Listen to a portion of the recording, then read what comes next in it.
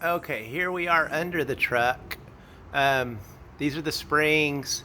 This is the diff cooler that I thought that was pretty cool, that attaches to the drive shaft, that little V-belt thing, and then the hose that goes back to the back of the diff. It's just a big 9-inch situation. Looks a little oily, but it really doesn't leak too much. And then it doesn't leak really at all. Maybe one drip every month or something. So this is a cooler for the diff, and this is a cooler for the tranny. And so you can see the suspension. There's the Bilsteins for the back and the spring, which swap out in five seconds. I mean, it's so fast to change a spring on these things. All it takes is a 1/2-inch drive extension. And this is how the rear control arm looks. And the way you do the adjustment is here on this one side only. And then you have that other hole I showed you up top is how you adjust the left and right of the suspension. Of course, there's no camber adjustment on this truck in the back. And there's Brembo brakes. At any rate, it's all pretty basic. This is the dry sump tank right here. This is the oil tank. And the battery box is over here. I put the battery in a different spot. And I put mufflers on the truck. So I wanted it to be not as loud because I'm getting old. So I put mufflers on this truck, and there's the exhaust. And it turned out actually really good. I was pretty proud of it at any rate. This is the star of the show with this truck, the Quaife transmission. That's why I'm charging what I'm charging.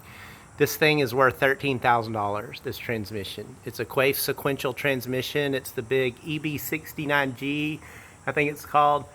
And that's really the whole truck right there is the transmission. But it's such a good deal, I think, because you get this daily. And the guy didn't make any promises about the motor to me, but it runs good. And I mean, he just didn't want to guarantee or make any promises about the motor. But this daily dry sump's worth $5 or $6 grand by itself. It's the starter I just rebuilt. And then here's the front springs, the Bilsteins. And I just did a lot of this stuff, just getting it ready for COTA.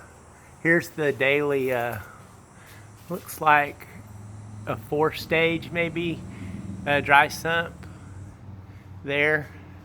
And it's a tooth belt, but the oil pan is like super badass on this thing.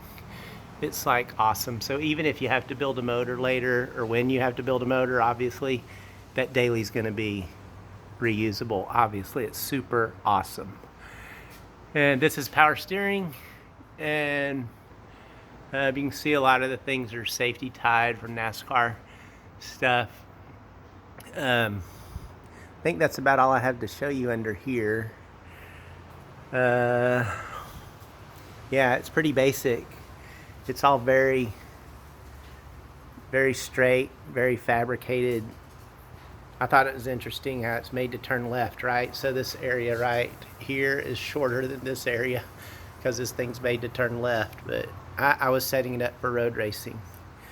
So I'm gonna go ahead and stop this video and then make another one.